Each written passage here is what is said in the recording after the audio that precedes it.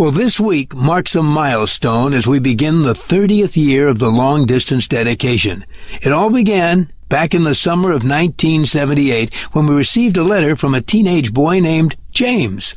His girlfriend, Desiree, had moved to Germany, and James sent us what turned out to be the very first long-distance dedication.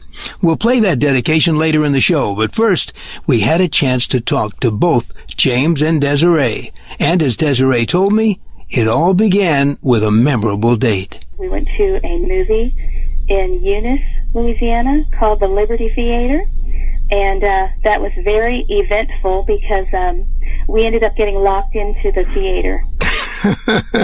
How did you get locked in a theater? My athletic boyfriend hurdled the candy counter and got the phone and called the police to come and, or I guess he called the police and they called the owner to come and let us out. I was mortified. Well, soon after that date, Desiree's father was transferred to Germany and the two young sweethearts were separated. And that inspired James to send us his dedication. That dedication is coming up. Counting them down with Kasem. Now, this week, we're celebrating the anniversary of the long-distance dedication as the feature enters its 30th year. And what we have for you right now is the actual first dedication I ever read and played on American Top 40 back in the summer of 1978.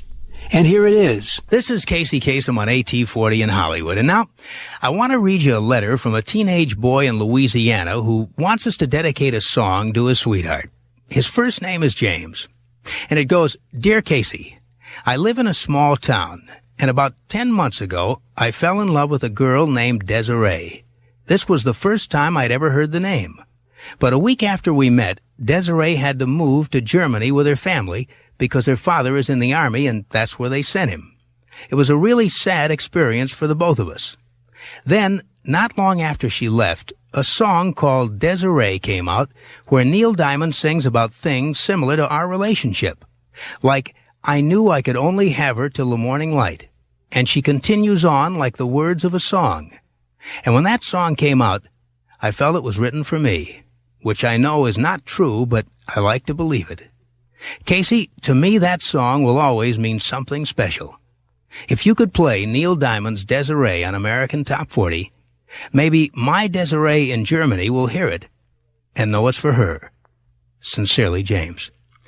Well, James, you got it. Here's your long-distance dedication. Well, this is something we haven't done before on American Top 40. We just played a dedication song, Desiree, by Neil Diamond, because a young man wrote in and asked us to play it for his sweetheart in Germany. He had a good reason, and we want to thank James for sharing his feelings with us. If anybody else has a special reason for dedicating a song to someone they love, we'll choose one letter each week and play your dedication. All I ask is that you dedicate a song that's been a hit. There it is, the very first long-distance dedication from August the 26th, 1978. I'm Casey Kasem. Now, on with the survey.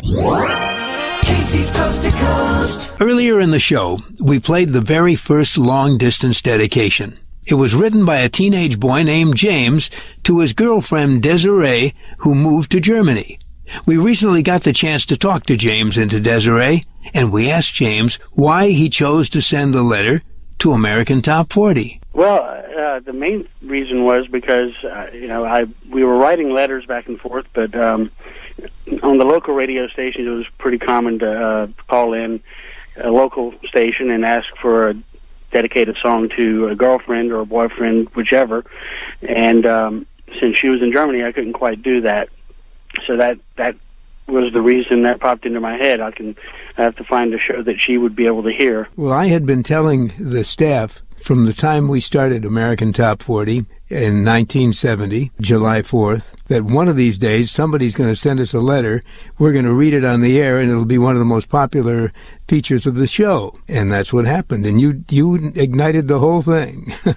Yeah, it is kind of amazing when you think about it. I know a lot of my friends, I've over the years played it for friends that I've met over the years, and they're all astounded by it. After James wrote the letter, his parents let him travel to Germany to see Desiree. When I went there, we saw Saturday Night Fever was the movie that was out. That was the big movie, and we went and saw that 2 or 3 times, and went to local dances on the base, and we had a very good time.